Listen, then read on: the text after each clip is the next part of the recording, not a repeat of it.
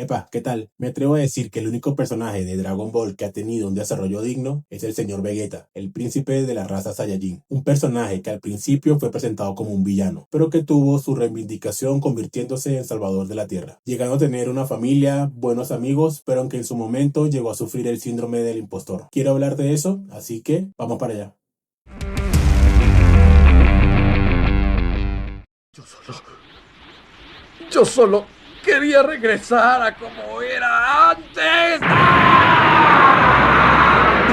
Quería ser el Saiyajin cruel y despiadado, al que no le importa nada, y quería tener una batalla.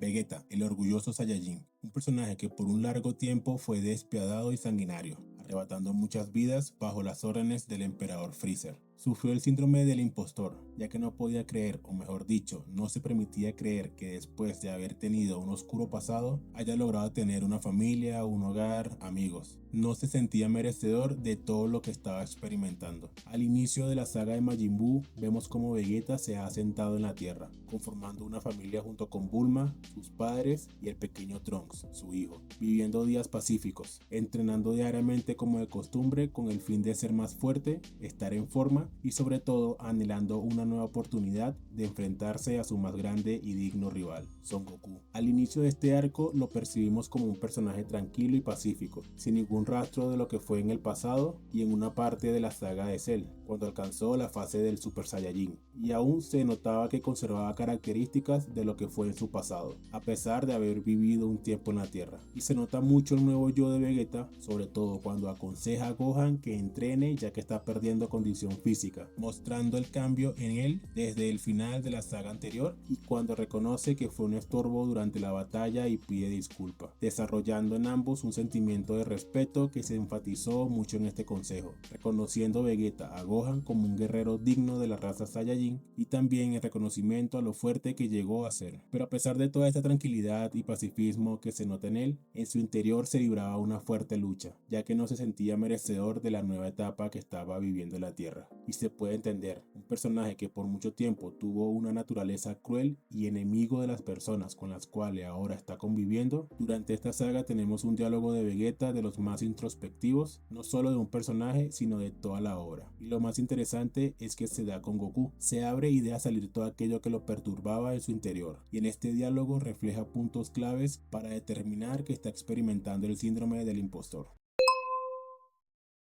Vegeta no se creía merecedor de los logros que había alcanzado a nivel personal. Superar en poder a Freezer, que a pesar que había trabajado para él, lo hacía bajo la tiranía que ejercía este, y no se podía librar ya que él lo superaba en poder, y haber alcanzado la fase del Super Saiyajin, un logro que hasta ese momento era el máximo para la raza y aún más porque por mucho tiempo fue considerada como una leyenda y mito, pero no se sentía satisfecho porque Goku, un Saiyajin de clase baja, lo superaba una y otra vez. Y no solo Goku lo superaba en poder, sino también ahora su hijo. Y para un guerrero tan orgulloso como Vegeta debe ser muy difícil ver cómo personajes que él reconocía como inferiores lo superaban, y más cuando él provenía del linaje real. Pero el solo hecho de haber alcanzado estos méritos, superar a Freezer en poder y alcanzar la fase del Super Saiyajin debía ser un logro, pero él no lo veía de esta manera. Ahora en lo familiar también había alcanzado éxitos, tener una bella esposa que lo amaba, un hijo con el que podía compartir, y recordemos que los Saiyajin por naturaleza no son paternales, y que Vegeta lo esté experimentando denota un gran cambio en él. Tenía un hermoso hogar que también estaba conformado por los padres de Bulma que lo recibieron, le abrieron las puertas de su casa y lo hicieron parte de la familia desde un inicio. Y también hay que mencionar que llegó a una familia millonaria, y por favor, ese sería el sueño de muchos hombres, tener una esposa hermosa, un hijo, unos suegros que te quieren como un hijo más y con un plus, son millonarios. Pero dentro de Vegeta, su pasado le estaba haciendo mella, un ser que ocasionó tanto dolor en otras familias en el pasado y que ahora tenga una, era algo inconcebible para él.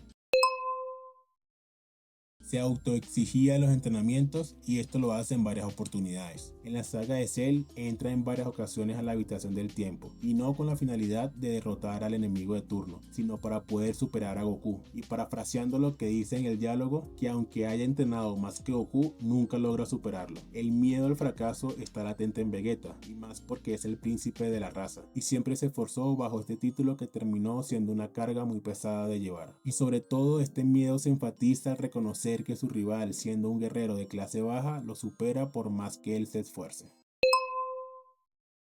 Para Vegeta, Goku siempre fue un escalón que debía alcanzar, ese muro que debía superar. Nunca lo vio como un modelo a seguir y no podía hacerlo, ya que su orgullo no se lo permitía. En gran parte de la obra, su real y único objetivo siempre fue superar a Goku, y operó bajo esta premisa. Vivía solo para eso, y siempre estando un paso detrás de él, generando un sentimiento de frustración, y más porque veía cómo los demás admiraban y elogiaban a Goku, hasta el punto que Vegeta se estuviera en su interior comparando constantemente con él, y bajo la lógica que él era de clase alta y su rival de clase baja.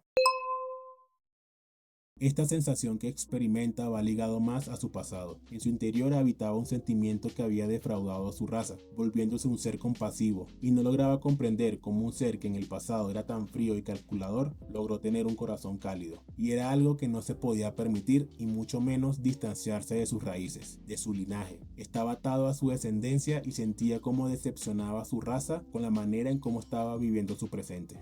El sentimiento del síndrome del impostor hizo que Vegeta permitiera que Babidi lo controlara, dejando de lado algo muy importante para él, su orgullo. Esto fue bastante difícil para Vegeta, un ser que operaba bajo este sentimiento, y más siendo un príncipe, permitir que alguien más lo controlara, y más cuando tiempo atrás había luchado para romper el yugo de una tiranía que lo oprimía, y permitió que Babidi lo controlara solo para sentirse como era antes, y para escapar de aquello que había logrado pero que no se sentía merecedor. Tenía una lucha interna, su pasado contra su presente. Vegeta es de los pocos, por no decir el único personaje que realmente se siente humano. Dejando a un lado los poderes, muchos de nosotros nos podemos llegar a identificar con el personaje, viviendo una experiencia similar, afectados por este síndrome que no nos permite visualizar los logros que hemos alcanzado, y mucho menos nos deja disfrutar de nuestro presente. Me atrevo a realizar este análisis quizás desde la ignorancia. No soy psicólogo ni nada parecido, pero gracias a obras como Dragon Ball y personajes como Vegeta puedo internalizar mis miedos y preocupaciones con situaciones que a su vez me permitan visualizarlos, usándolo como una especie de terapia que me ayude a seguir adelante.